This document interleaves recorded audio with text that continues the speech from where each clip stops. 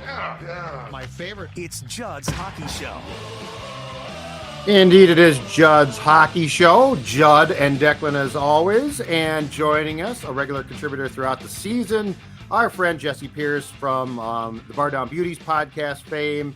Perhaps you also read Jesse on NHL.com because she covers the Wild full-time. So much going on. Jesse Pierce, how are you today? I'm good. I've missed you guys. It's been a minute. I mean, I've missed you, but I also haven't missed like the work aspect that comes along with the hockey season, right? The incredible thing is this. Not that this is going to happen in this state, but the incredible thing is the Wild could still be playing theoretically. Like imagine a playoff run where your team is still going right now. Yeah. We've been done for how long now? Month and a half? Month and a half. It feels like even longer. I mean, my golf game would not be as good as it is today if the Wild were still playing. So thank you to them.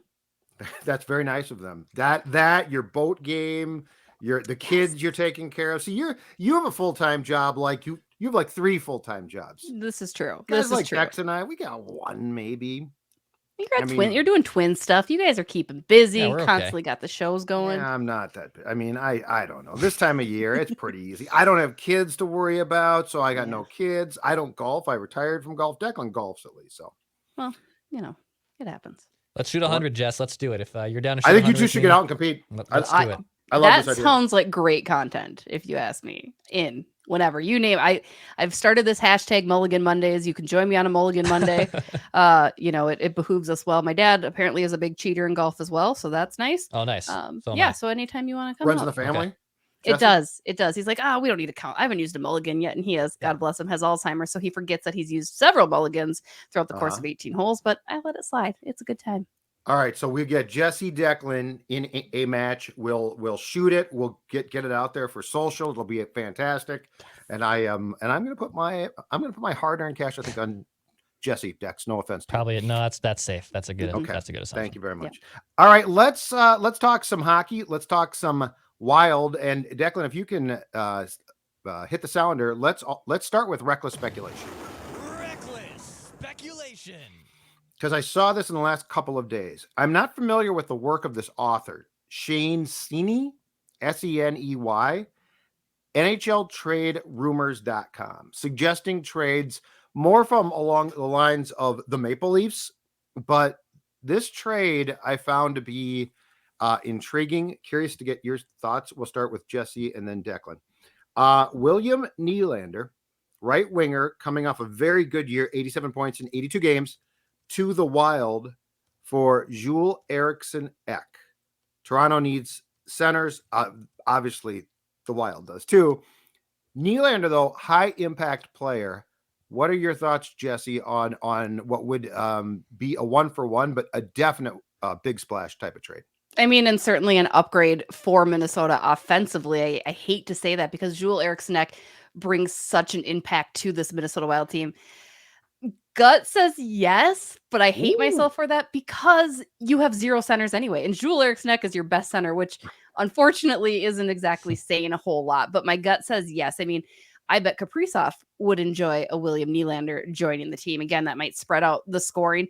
It still doesn't address the issue with the center. In fact, you're losing an impactful center, but I would do it. If you could make that happen, I think Minnesota wins the end of that 1-for-1.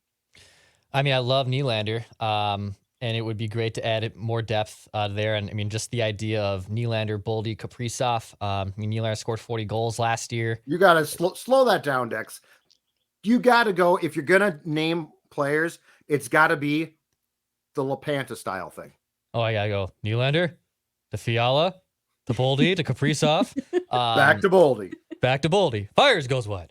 He also 19 power play goals last year, so he's a power play specialist. We all know how bad this team is on the power play. But Ek is their best center, and then you take away Ek, and now you legitimately have no center. You have no two-way option in the middle either. I would entertain Nylander, but not at the price of Joel Eriksson Ek. That's a tough one. I'm a little bit torn because, to Jess's point, it would give Kaprizov a line mate who would be, I mean, God bless him, but I'll take, in the current state of things, Nylander 10 out of 10 times over Zuccarello, but Declan's right too. And I guess here's my question as well. What does the Wild have, or at least think that they have in their system at center? Like that's the thing about Rossi. Like at some point in time, you have to find out. Mm-hmm. I'm already seeing, well, he's a bust. It's clear he's a bust. I don't think, I mean, he's the 9th overall pick in the draft. I don't think, even if that's true, you've got to give him a prolonged chance. Like it can't just be like, well, Dean says he can't play, so he's a bust. He can't play.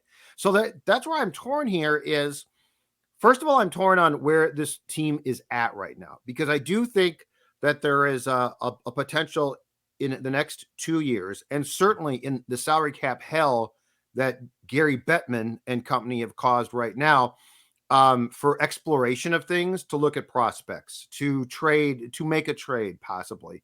But I also am very torn in, and Jess, we talked about this last week. I'm really torn on this. I think that the Stanley Cup playoffs, again, have driven home the point that Bill Guerin's philosophy of you can get by with 2 outstanding wingers and no center is incredibly flawed. Mm-hmm. Like I'm watching these playoffs and I'm seeing high impact centers, and they're hard to find. I get that. But in my opinion, if you're going to make a Stanley Cup run, they're necessary. And so that's where I'm torn here. I don't think that you can just plug Ryan Hartman in and say, good enough. I think that you really need to have, I mean, if Rossi's going to develop, that's awesome. But you at least need to find out, because these playoffs to me are example A of you can't just plug a slappy in at center and be fine. Yeah, no, I'd agree. It's been the long told story, right? It's the history of Minnesota. There's no number one center.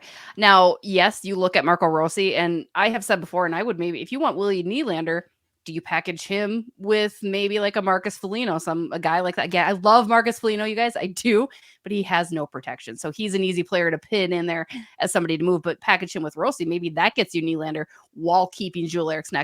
My only concern, while Marco Rossi, he had every opportunity to make the team out of camp, and he did. We saw him up here for a little bit to start last season, and for whatever reason, it didn't work out. Now, I don't care if you're a fantastic AHL player. That will not immediately translate to being a very good NHL player. At best, you could still be a 4th-line NHL player. Not willing to call Rossi a bust, but I also think in order for Minnesota to advance and be better than this first-round exit team, they need to invest in a center. I don't think that you're going to find that number one center right now within the Minnesota Wild farm team, within the prospects. And I'm, again, not calling Rossi a bust. I think this year could be a really big year for him. It's going to be a very telling year for him. But I think you also need to keep an eye on the market and see what you can find. Now, number one centers are far and few between, incredibly hard to come by. And as much as I love Joel Eriksson, the fact that he's your number one says a lot about where your team is at with their center depth position. So I would like to see a name in there. I don't have one off the top of my head, because you still have to consider it's one that you can afford.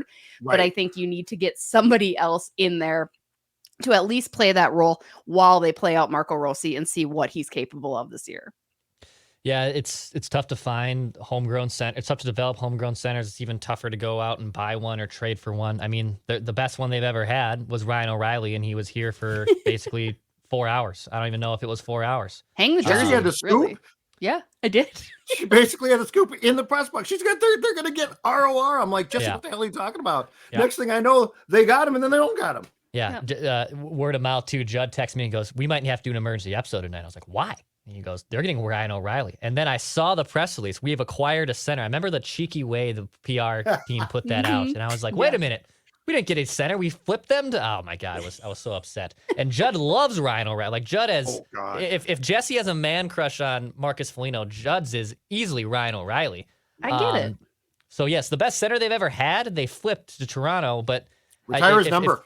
If they should. If Rossi isn't going to develop, then they're really screwed here. Basically, they don't have any legitimate center that they can go and plug and play. And with the salary cap implications hurting them, I don't know where they're going to find it. Which leads me to this talking point, you guys.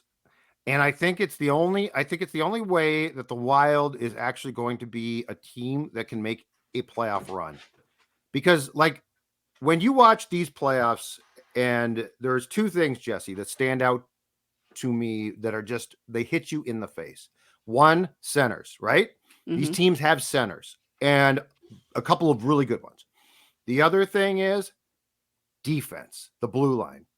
Vegas is huge. Florida's big. And then you look at, Jared Spurgeon. God bless him. Jared Spurgeon's 5'7" or something like that. That's being generous, I feel. Yeah, 5'6". But the point is, the Wild right now, in my opinion, is in no way near. And I know, just get in and things can happen.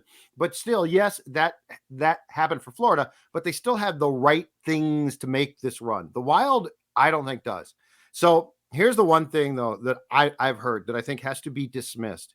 And it's this notion that, well, you got to keep trying just to win for Kirill. Because if Kirill's mad, he might leave us, okay? I don't think you can worry about that. I think you have to tell him what the plan is. Yeah. But I don't think this whole thing of, well, you got to try to win next year no matter what. I mean, we've seen where that gets you or doesn't get you.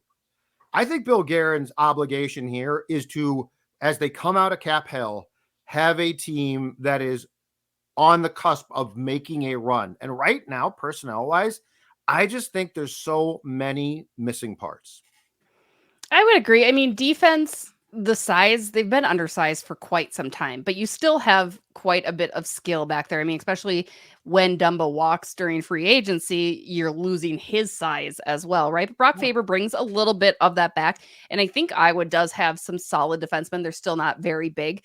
Again, to me, though, the reason that Vegas is being successful in the playoffs, they are absolutely shredding goaltenders. Like, I think somebody tweeted the other day the stats of the save percentage of goalies who have been the best. I mean, Bobrovsky included right now, right? I think their offense is picking up so much of that. And whereas Minnesota's always been a defense first team, they've never had the offense to complement. So I still look at the offense as needing those pieces more than defense. I think especially with the goaltending tandem, not only with Marc-Andre Fleury and Philip Gustafson, happy birthday, Philip Gustafson today, by the way, but Jesper yeah, I like that. Right, look at that. You're in the honk, yeah. Uh-huh. And then Jesper Velstad coming up. The defense can be mediocre at best to me. I still want the offense to get figured out. I think, again, there are so many different areas that Bill Guerin has to address, and those areas are going to be very hard to address while you're looking at these next 2 years, but you're going to have to figure out something. Because I agree with you, Jed. It would be so nice to have built this team up in not a full rebuild, but a quote unquote retooling type of situation and have them ready for a deep run when they have that next conversation with Kirill. I agree. Have the conversation with him. Let him know what's up, because we've all spoken with Kirill Kaprizov. We've all been in the scrums. He is a competitor to the utmost percentage, right? So you still do need to make sure he's aware of the plan. And then I think you need to execute it.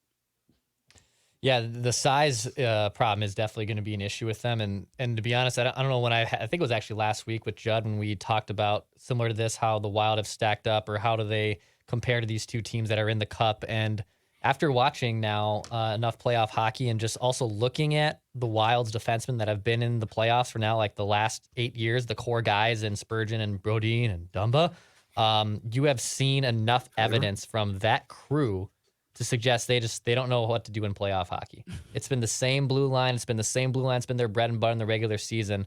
But as much as we've always, harped on, well, their power play is an issue, or, they get fluky goaltending, or they don't get the offense. At the end of the day, their mainstay and the thing that we don't really criticize a lot is their blue line.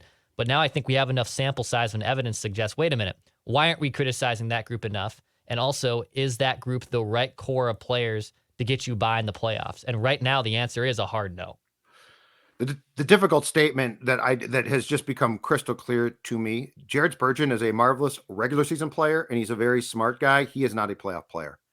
I would never, if I was a coach or GM, I would never look at him and say, I can win a cup with that guy on my first pairing. Because Jesse, you look at the games, like if we're going to break down, and no sport changes like this sport does, right? Regular season, a switch gets flipped in mid-April when we go from game 82 to game 1 of the playoffs. And when you watch Jared, like Brodin, I think is fine where Brodin is because he's incredibly responsible. He's not big, but he's not a small guy. But unless Jared Spurgeon is giving you colossal points, like the fact that Jared Spurgeon was no longer on the power or the first power play. I know he's loved here, and I know he's a good player. I don't think that this team ever sniffs a Stanley Cup with him being in the position he currently is. I mean, Spurgeon in his playoff career has 5 power play goals anyway, right? So I guess that didn't really hurt me, but it does. It's very telling. And in general, Jared Spurgeon, just look this up, boys. -19 in the career playoffs. He only has 29 points in his career playoffs. So you guys are absolutely right. I mean, he's a plus 112 in his career during the regular season. Nuts. But who do you replace him with, right? Like, what are the moves? I mean, really, again, and I've always said this about the team. You have 2, maybe 3 players on the Minnesota Wild who are immovable, right? You cannot replace them. That's Kirill Kaprizov. I would put Jonas Brodin in that category, and I would obviously Matt Boldy just because of the hefty contract that he has too. But everybody else, you could to good riddance. But what's out there? Are you going to fill it up with a bunch of the young guys? What do you do? Because it's not something you can teach, unfortunately, for Jared Spurgeon, right? It's not something that it's a mental aspect that you would expect your captain and your leader to have. But you're right. It is kind of begs the question of what happens. Especially if your leader can't quite get it together in the playoffs, what is that the reason that the rest of the squad can't follow either? And he's just too small. I'm sorry, but he's just too small. Like, I mean, the playoffs are about taking the will of another human and ripping it away from them. Like, time and space disappearing sucks, right?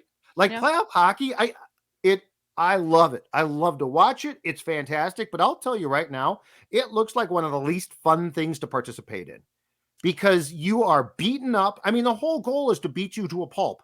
Jared Spurgeon's too small for this. Mm-hmm. Like, that's my thing. He's just too small for this. And to answer your question, I think the answer to your blueprint question is this. And it's not the player, but it's his specifics. The height and weight of Jake Middleton is where I'm starting. That's my starting point of height and weight. Vegas doesn't have a guy under 6 feet. So that's where I'm starting. And so it's not just like names. I'm not going out and just acquiring guys. Yeah. This is why I said I think that this is a couple year process and you've got guys coming too. Like the farm system looks damn good. So I'm not saying it's hopeless. I'm just saying these playoffs again remind us that this team needs a reset to be able to play in the spring. And they don't have that team right now. They're not even close from too many very important aspects. Let's just say, too, my fiance sat next to Mrs. Spurgeon at the nail salon over the weekend. And when Jared's calling the wife and she's hitting the red button, Jared, give her the 45 minutes to get her nails done, okay? You don't got to be calling her. You don't got to keep calling her back. Hard with those kids It'll at home, be okay. All right, Jesse knows it well, too. But, Jesse has her Monday golf time. I'm going to hit the red button if the hubby or someone's calling me when I'm trying to tee off a shot, whether you're getting your nails done or whatever it is. So, but I agree with Judd with Spurgeon. It just... Great player, great regular season guy, an incredible story, honestly, from where he came from, but he's not a playoff player. Someone has to now convince me that he's a playoff player because I have enough evidence to suggest he isn't. If we're going back to you're looking for that size back on the blue line, Judd, and I love Jake Middleton, and it's so impressive as to how much he's grown his game just being given the opportunity.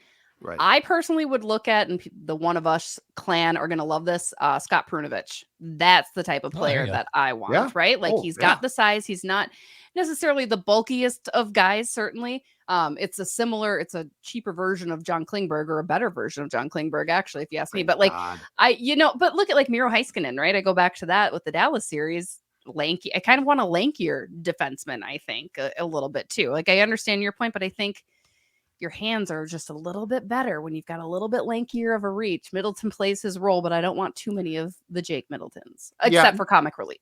Oh, no. I agree completely. I know I'm saying the specifics of his height and weight are what I like. But yes, I mean, I would like to upgrade that. But my point is, and what you just said is fine. I just need guys that can take more than fine, Jed. It was fantastic. Months. Yeah, it was a great take. It was a fantastic point. I loved it. I need guys that are able to basically take 2.5 months of having the snot beaten out of them, and they can keep going and deliver those hits. And in fairness to Jared, I just don't think he can. I don't think it's fair to ask him to. Which is why I just, if the season came to an end at the end of March, Jared Spurgeon is in the Hockey Hall of Fame. Probably is.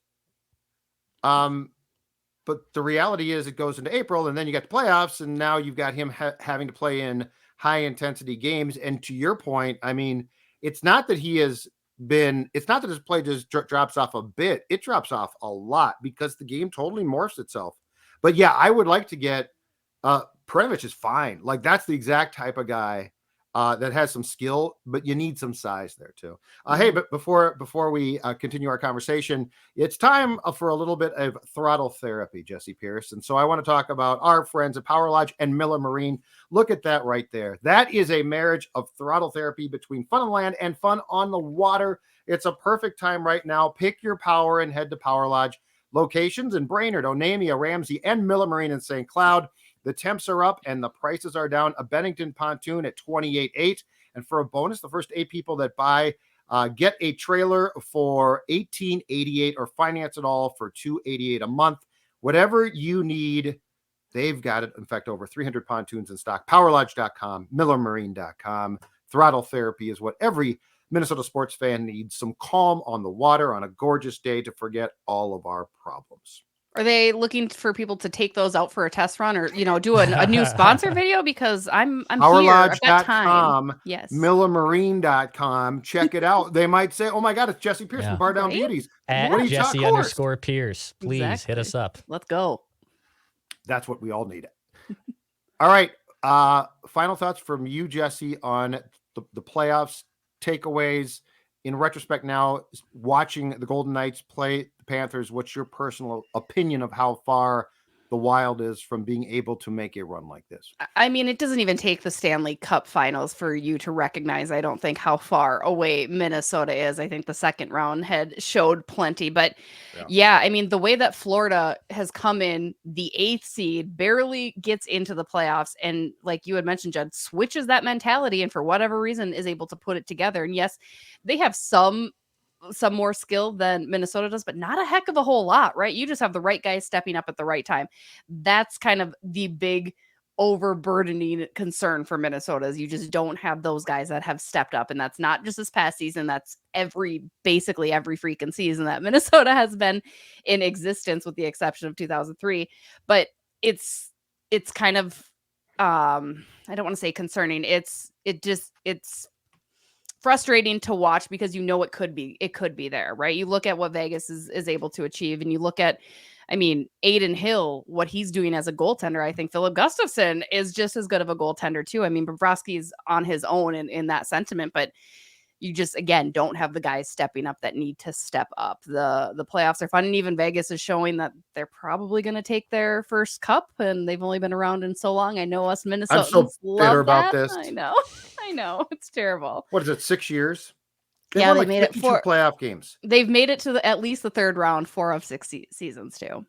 That just pisses me off to no end. I know. Do you know that's funny? They took Jonathan Marchessault from Florida, or Florida gave them John. I mean, just crazy that expansion draft. Yeah. But the problem with that expansion draft is fans now say, well, they got such a great draft. Okay, they did. But if you remember, part of that was built on the ineptitude of these GMs, 100%. Like our guy Chuck Fletcher saying, we can't lose Dumba, so take Holla and we'll give you Alex Tuck. And Alex Tuck. And Alex Tuck has turned into the dream of what we always thought that we could get from Charlie Coyle and now Boldy, and hopefully he is that guy. But I love Tuck. Tuck's a gamer. He's a heart and soul guy. Vegas was gifted. George McPhee robbed teams, and fans are like, well, that's not fair. Well, you know what? They did a great job. Mm-hmm. Boy, it got me worked up. Declan? Yeah, it's tough watching both these teams because Vegas was like piecemealed out of expansion and the rules were set up for them. And then the Panthers, who were supposed to be really good this year and barely just sneak into the playoffs, end up getting hot at the right time, upset the inevitable Cup favorites, and have been on an absolute tear. And yeah, they might get bounced by the Knights. But you've seen blueprints and you've seen there's things you can take away from both those teams, how they're constructed and where the Wild could be. But at the end of the day, to Jess's point, they're still so far away from being one of those teams. And it kind of feels like the window that they've had these last 3 years were their best chance, and the success is not going to be duplicated for 3 more seasons. So it's just, they're in murky waters at this point. I don't think that they're in a good spot where they were the last few off seasons either. I have a question for you guys, because I've been wondering this and swishing it around in my head. Do you think had the team, not this most recent season, but with Fiala, if they had advanced past that first round, do you think they could have been in the finals or at least the conference finals? And I'm talking No. about that exceptional right? Like I look at that and I don't No. I don't see it They're not built happening for it. there. Yeah. But that's the thing is, so the Panthers, who I believe won the President's Trophy last season, right? And then got bounced in the second round. And the Panthers were still there. The Panthers are built for the playoffs. Like that's part of this. And now Bob had to get hot. Like Aiden Hill, and I think for the most part, the Golden Knights goaltenders benefit from the fact that they are really structurally defensively sound. Mhm. So Aiden Hill's played well. He's made some great saves, but their defense is really good. Bob just got incredibly hot, but that can then take the rest of that. So I think my answer to your question is, let's just say, and I know this is going to sound silly, but let's say, because he did this previously.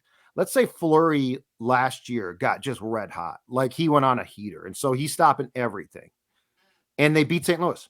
Do I think that he could have gotten them to the conference finals or the cup?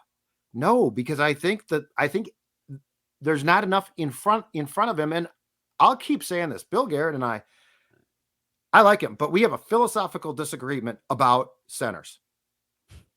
I'm sorry. I think you can get by with Ryan Hartman. He can play there in game 45. I think you're fine there. Okay. But watch these guys, watch a Barkov. You see what they do. And I'm not just talking pretty plays.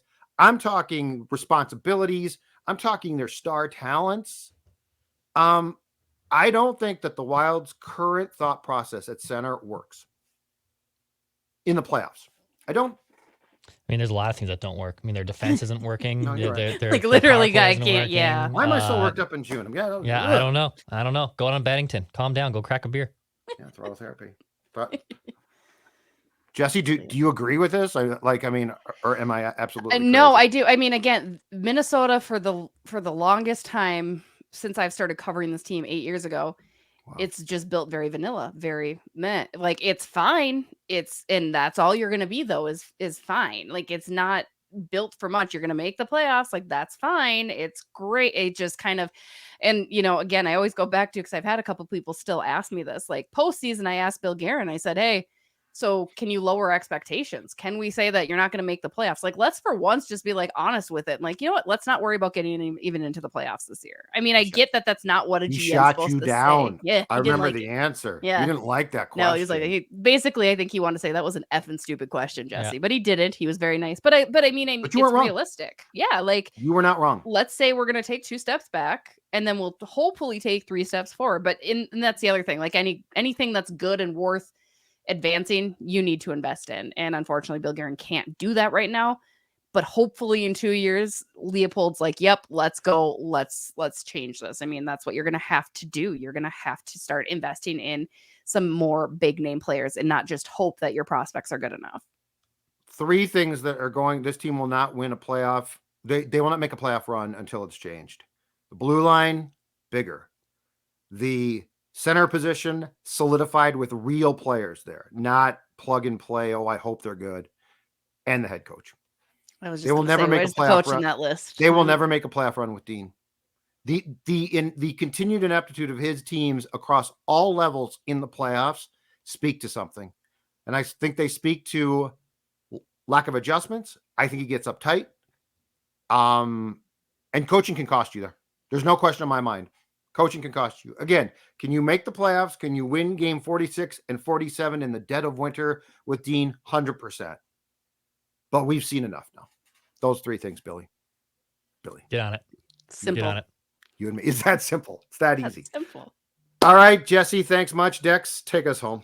Yeah, hit the subscribe button for Daily Minnesota Sports Entertainment. You can check out some flagrant howls too. Kyle Teige, Phil Mackey are going to be ranking the top 100 Timberwolves players of all time, which sounds like a hell of a task. We could maybe even do a similar thing for the Minnesota Wild if we want, Judd. Maybe not 100.